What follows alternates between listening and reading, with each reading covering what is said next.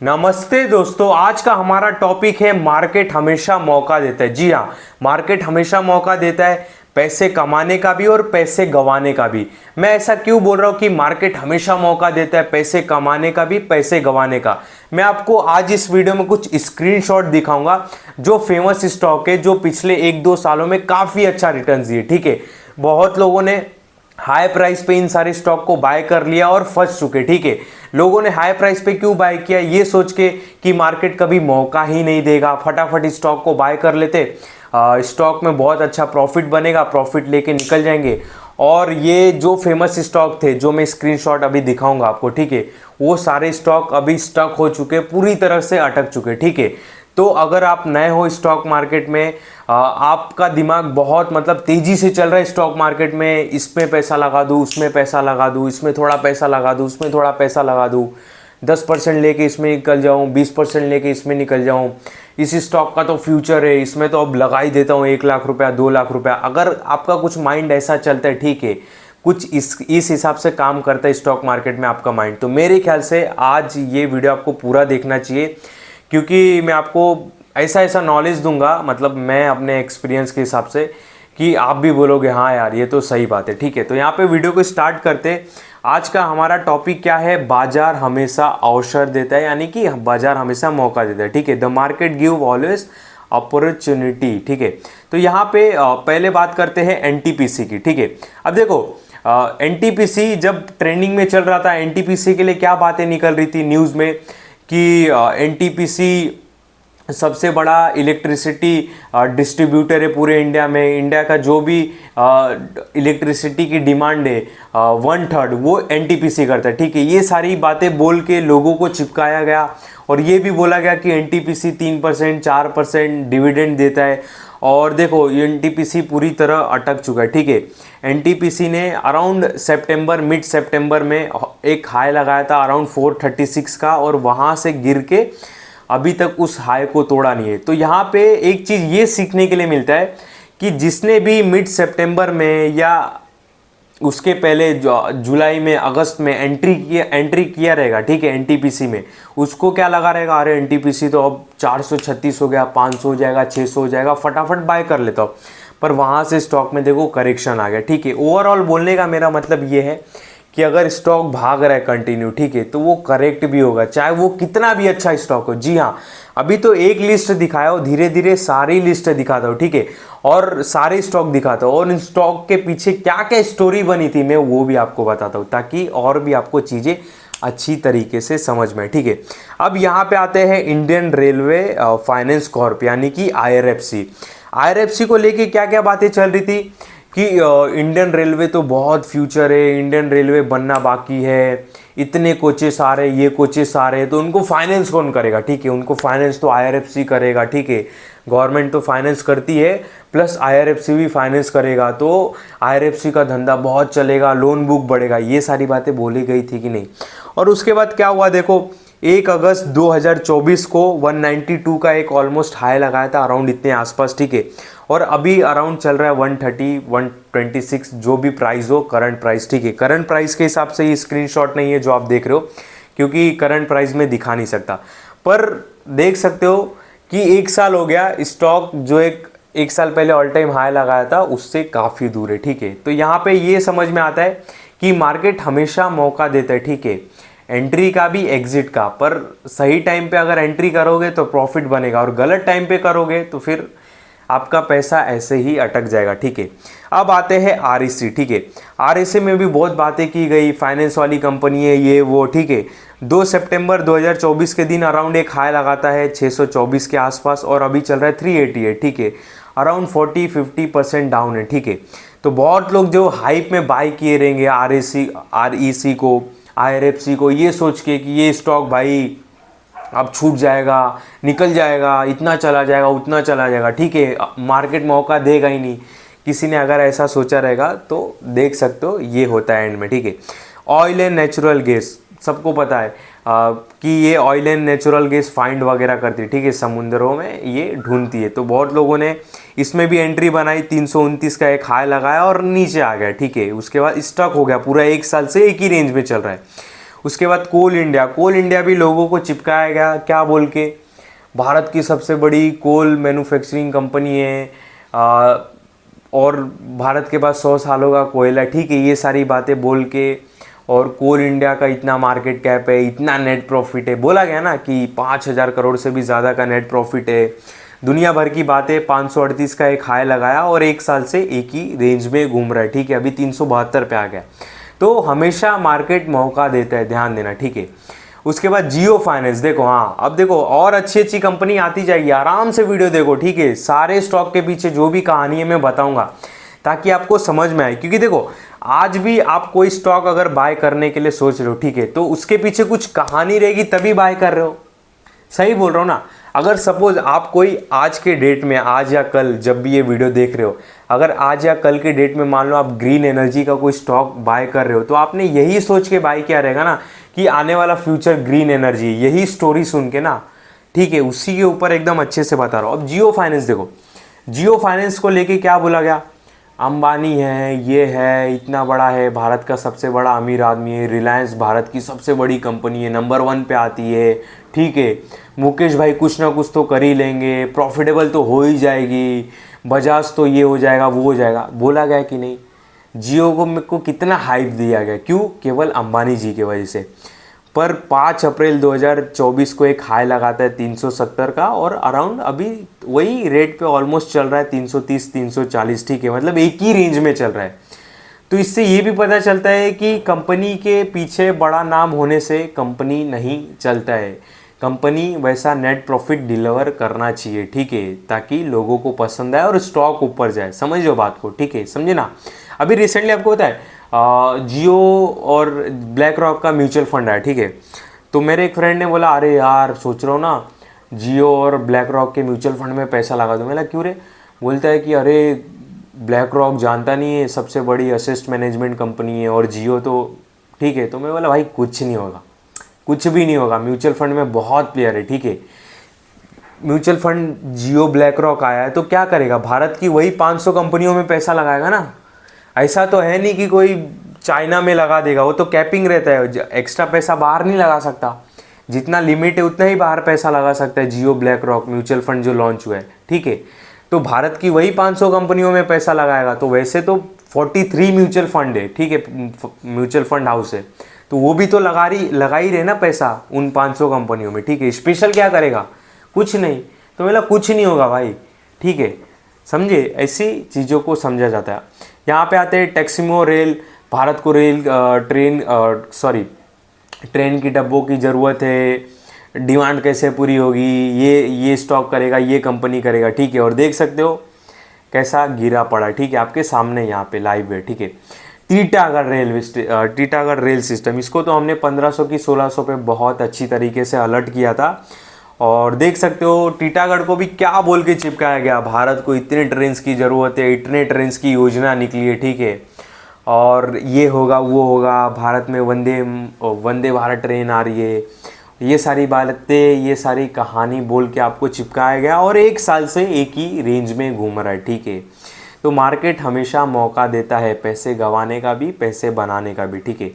जब भी किसी स्टॉक के पीछे कहानी बनना स्टार्ट हो भाई, उससे तुरंत दूर हो जाने का। रेलटेल, ये रेलटेल आई थिंक ये सिस्टम वगैरह जो चिप वगैरह रहता है उसमें काम करता है, ठीक है, ये रेलटेल मुझे जितना याद आ रहा है।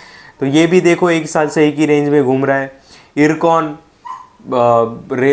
इतने ट्रेन की पटरी बिछेगी, ये बिछेगा वो बिछेगा, अब तो बस RVNL और इरकॉन के ही मजे, ठीक है, ये सारी कहानी बोला गया, और देख सकते हो एक साल से ये भी एक ही रेंज में घूम रहे हैं, और ऑलमोस्ट 50% डाउन भी है, ठीक है। तो ये भी देखो, इरेडा फाइनेंस एनर्जी कंपनी को फाइनेंस करता है, ये वो, ठीक है, तो ये भी एक ही रेंज से घूम रहा है एक ही साल से, ठीक है, एक साल से, समझ रहे हो। यहाँ पे रेलटेल डबल हो गया, इसको मैं डिलीट कर देता हूँ, ठीक है।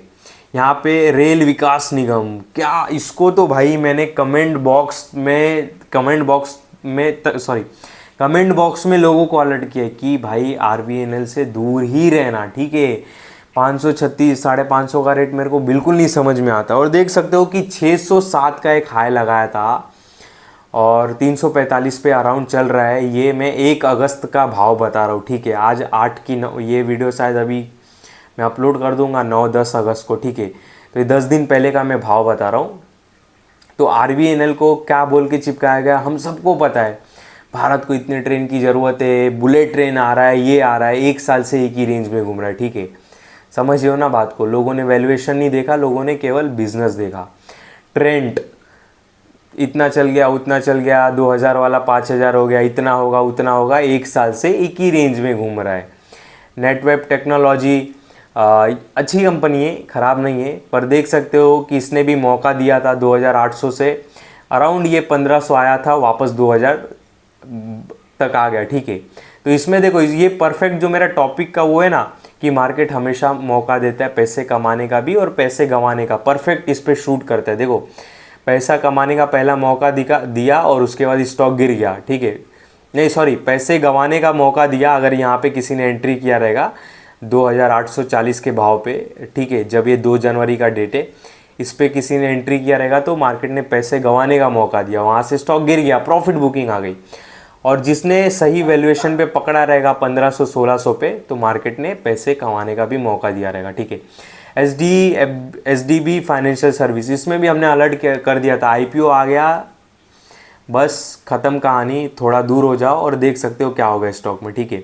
E2 नेटवर्क, ये भाई एक बंदा है ट्विटर पे, बहुत इन सारे जो डार्लिंग स्टॉक है ना, रोज़ इनको प्रमोट करता है, इनका ये फ्यूचर है वो फ्यूचर है, वो ठीक है, फ्यूचर रहेगा, कंपनी नहीं ख़राब है, पर वैल्यूएशन भी तो मैटर करता है ना भाई। और देख सकते हो ये भी ऑलमोस्ट नवंबर से एक तो 50% डाउन हो गया, प्लस एक ही रेंज में घूम रहा है, ठीक है। तो ये बात हो गया भाई, ठीक है। ईपेक ड्यूराबेल कंज्यूमर, ये कुछ आई थिंक AC के प्लग कुछ चिप वगैरह बनाता है, मुझे नहीं पता, मैं ट्रैक भी नहीं करता इन सारी कंपनी को। देख सकते हो कि 625 का भाव था, 50% डाउन है, ठीक है। अपार इंडस्ट्री, ये भी बहुत ट्रेंडिंग में चल रहा है, ट्विटर यहाँ वहाँ पे। देखो 9497 का भाव था, सॉरी 10,000 का हाई था, कुछ गिर के अराउंड 5000 आया था, यहाँ पे देख सकते हो, और उसके बाद वापस ये रिकवर हुआ है, ठीक है। इसमें परफेक्ट शूट होता है कि मार्केट मौका भी देता है पैसे कमाने का और पैसे गंवाने का भी, ठीक है। CDSL, तो CDSL में भी CDSL भाई मेरा भी फेवरेट स्टॉक है, नेगेटिव बात नहीं बता रहा हूँ, पर तो भी लोगों ने क्या बोला, भारत में इतने डीमेट अकाउंट खुलेंगे उतने खुलेंगे, मैंने भी बोला, ठीक है। पर पूरी बात सुनो, इतने डीमेट अकाउंट खोलेंगे उतने खुलेंगे, ठीक है, पर क्या रातों रात खुल जाएंगे? नहीं, टाइम लगता है उनको, ठीक है। तो लोगों ने क्या किया, CDSL को 1900 पे 1800 पे बाय करना चालू किया, हमने वहाँ पे अलर्ट किया था, ठीक है। हम CDSL के साथ 1100 1150 भाव पे खुश थे, वहाँ से हम बोले ग्रुप में कि ठीक लगता है 1150, समझ रहे हो ना मेरा इशारा, समझो आप। 1150 पे हम खुश थे CDSL के साथ, और मैं पर्सनली 1700-1800 पे निकल भी गया था, अगर मैं पर्सनली अपनी बात बताऊँ तो। जो वैल्यूएशन सब सही, जब सही लगा था तो CDSL सही लग रहा था मेरे को, बाद में जब वैल्यूएशन हाई हो गया तब नहीं सही लग रहा था, ठीक है। तो CDSL में भी लोगों को चिपकाया गया हाई प्राइस पे, क्या बोल के, इतने डीमेट अकाउंट खुलेंगे उतने खुलेंगे, भारत की आबादी 150 करोड़ है, अभी तो बहुत डीमेट अकाउंट खुलना बाकी है, समझ हो ना बात को। और क्या हुआ, घूम रहा है एक ही रेंज में। शक्ति पंप 1344 का हाई लगाया, अराउंड 900 चल रहा है, ये भी घूम रहा है एक ही रेंज में। केन्स टेक्नोलॉजी 7000 का हाई लगाया, अराउंड 4200-300 आया था लो, मुझे जितना याद आ रहा है, और वहाँ से वापस अभी एक ही रेंज में चल रहा है, ठीक है, दिसंबर से, ऑलमोस्ट 6-7 महीने से, ठीक है। टाटा मोटर्स, लोगों को 1100-1200 था तो लोगों को क्या लगा, बस पूरे इंडियन रोड पे ओनली टाटा मोटर्स के कार ही रहेंगे और कुछ नहीं, और लोगों को इमोशनल किया गया। सीरियसली मैं बोलता हूँ कि अरे टाटा का ब्रांड, रतन सर जी का ये कार, ये वो, इनकी कंपनी सबसे अच्छे, मतलब समझ लो ना, वो एक बिजनेस की तरीके से समझो। रतन टाटा सर जी बहुत मतलब एक ग्रेट पर्सन है, वो एक अलग बात हो गया, पर उनके नाम से इमोशनल करके लोगों को स्टॉक चिपकाया गया, बोला गया बस आने वाले समय में ओनली टाटा टाटा टाटा। और क्या हो गया, आपके सामने स्क्रीनशॉट यहाँ पे दिखता रहेगा, ठीक है। 1100-1200 कुछ गया था और वहाँ से अभी एक ही रेंज में घूम रहा है 1 साल से, ठीक है। तो इसमें जिसने भी 1100-1200 पे ये सोचा रहेगा कि अरे टाटा मोटर्स मौका ही नहीं दे रहा है, मार्केट मौका ही नहीं दे रहा है एंट्री का, तो मार्केट हमेशा मौका देता है। देखो अभी मौका है, समझो बात को। डिक्सॉन टेक्नोलॉजी देखो, किसी को 18,000 पे भी मेरे बहुत जो चैट करते हैं मुझसे एंट्री की उन्होंने, उनको मैंने मना किया था, और अभी घूम रहा है एक ही रेंज में, पैसा फंसा हुआ है, क्या करोगे। ओला को भाई मैंने तो 138 पे ही मना किया था, वीडियो बनाया था प्रॉपर इसके लिए। ओला गोला बोला कर देगा, प्रॉपर ये सारे वर्ड यूज़ किए थे, और क्या हो गया ओला में देख लो। ओला भी क्या स्टोरी बोल के चिपकाई गई कि भारत का फ्यूचर टू व्हीलर इलेक्ट्रिक में है, ओला इसमें लीडर है, ओला का इतना मार्केट शेयर है, ओला का उतना मार्केट शेयर है, ओला स्पेशली केवल इलेक्ट्रिक टू व्हीलर बनाता है, बोल के चिपकाया गया कि नहीं, सही बताना। और क्या हुआ है ओला में देखो, अरे इतना तो दिमाग लगाओ, ओला टू व्हीलर इलेक्ट्रिक बना सकता है तो क्या बजाज नहीं बना सकता इतने टाइम से मार्केट में? क्या हीरो होंडा नहीं बना सकता? क्या दूसरी अदर कंपनी नहीं बना सकती? क्या होंडा नहीं बना सकता? क्या हीरो? ऑफ कोर्स बना सकता है, उनके पास भी मैन पावर है, उनके पास भी वेयर हाउस है, उनके पास भी टेक्नोलॉजी है, उनके पास भी बहुत पैसा है, ठीक है। तो मैं बोला यार ओला की ही बस क्या गाड़ी रोड पे रहेगी क्या? ये चेतक जो है वो क्या वो मार्केट शेयर नहीं खाएंगे? खाएंगे ऑफ कोर्स। और देखो डाउन भी है, समझिए बात को। जेन टेक्नोलॉजी सेम यही है, देख सकते हो एक ही रेंज में घूम रहा है। जेन टेक्नोलॉजी को हाँ क्या बोल के चिपकाया गया, डिफेंस के लिए काम करता है, ये काम करता है, वो काम करता है, ठीक है करता है, मैं बिजनेस के लिए बुराई नहीं कर रहा हूँ, बट मार्केट हमेशा मौका देता है। आप स्टोरी बोल के लोगों को क्यों स्टॉक चिपका रहे, ठीक है, वो नहीं पसंद मेरे को। E2 नेटवर्क बहुत ट्रेंडिंग स्टॉक था, मेरे को तो पता भी नहीं कौन सी IT सॉफ्टवेयर की कंपनी है, आधे रेट से नीचे चल रहा है, ठीक है, डार्लिंग स्टॉक था। बस इतना लिस्ट निकाल के आया, बहुत लिस्ट है, अभी तो इतना ही निकाल के ला। तो देखो ओवरऑल ये सारे स्क्रीनशॉट देखने से ये पता चलता है कि मार्केट आपको हमेशा मौका देता है। आप केवल उस स्टॉक की स्टोरी देख के उस स्टॉक को नहीं बाय करो, ठीक है। वो स्टॉक का वैल्यूएशन क्या है, एक्चुअल में फ्यूचर क्या है, और उसके बाद सबसे मेन तो उसका वैल्यूएशन क्या है ये देखो, ठीक है। और सबसे मेन कि उसके पीछे क्या स्टोरी बन रही है, वो जो स्टोरी बन रही है क्या सही है कि नहीं, ठीक है। अब जैसे मान लो CDSL का भी मैंने भी स्टोरी बताया था कि भारत में टोटल अभी 18 करोड़ डीमेट अकाउंट है, उसमें से देखा जाए तो ऑलमोस्ट भारत में सबके 2-2 डीमेट अकाउंट है, ठीक है। तो एक्चुअल देखा जाए तो भारत में 10 ही करोड़ डीमेट अकाउंट है, और 150 करोड़ आबादी है, जिसमें से 50-60 करोड़ क्या बोलते हैं अपने नौजवानों की आबादी है, मतलब जो यंग है, ठीक है। तो वो डीमेट अकाउंट खोलेंगे, बहुत सारे 18 साल के होंगे तो वो भी खोलेंगे, तो डीमेट अकाउंट की संख्या बढ़ेगी, नंबर्स बढ़ेंगे, तो CDSL का धंधा बढ़ेगा। तो ऐसा अगर मैं आपको स्टोरी बता रहा हूँ तो आप ये भी थोड़ा समझो कि वो रातों रात वो सारी चीज़ें नहीं होगी, ठीक है। उसको 2 साल 1 साल 1.5 साल टाइम लगेगा। हम इन्वेस्टमेंट कर रहे हैं, यहाँ पे ट्रेडिंग नहीं कर रहे, ठीक है। इन सारी चीज़ों को समझना पड़ेगा, समझे। तो ऐसा ही होता है, समझे बात को। तो एक बात ध्यान देना, अगर आप नए हो, कोई देख रहा है या कोई पुराना बंदा भी देख रहा है, और कोई स्टॉक आपके माइंड में कुछ ऐसी थिंकिंग आ चुकी है कि बस ये स्टॉक को बाय कर लो निकल जाएगा, ये स्टॉक एक हफ्ता पहले 20% के अपर सर्किट पे था, अभी 5% गिर गया, बाय कर लेता हूँ, क्या पता बाद में मौका मिले कि नहीं। अगर ये कुछ सारी थिंकिंग है आपके माइंड में तो ये सारे स्क्रीनशॉट देख लो, मार्केट आपको मौका देगा। आप वैल्यूएशन देख के स्टॉक के ऊपर बैठो, ठीक है, समझ रहे हो ना बात को।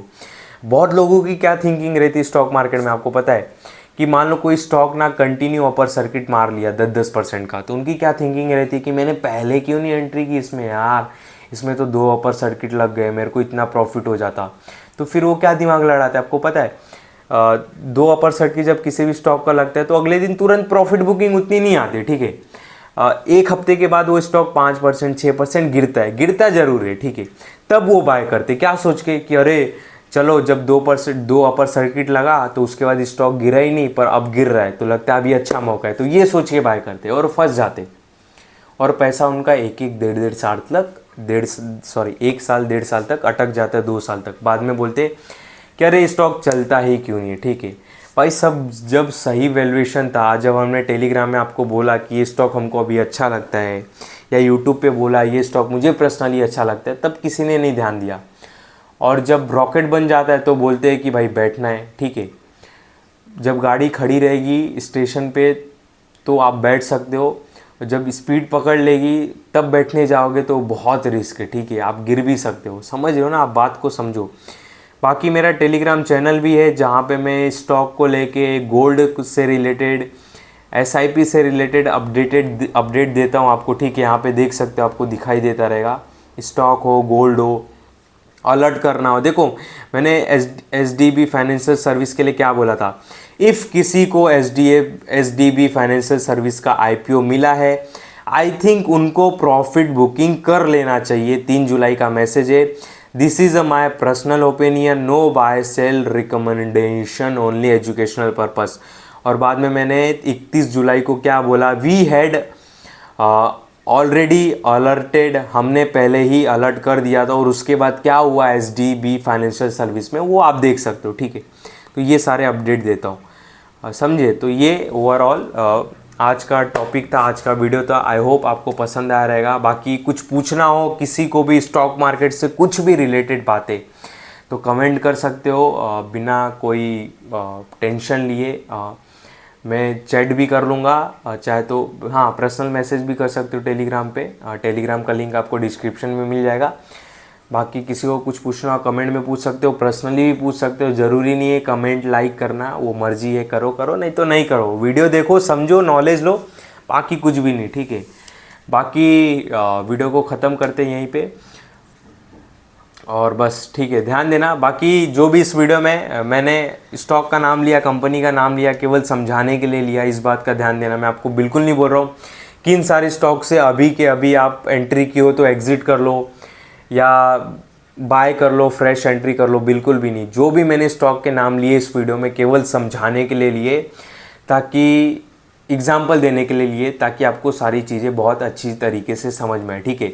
बाकी ध्यान देना, मेरे इस वीडियो में आपको किसी भी तरह का बाय सेल का कॉल नहीं है।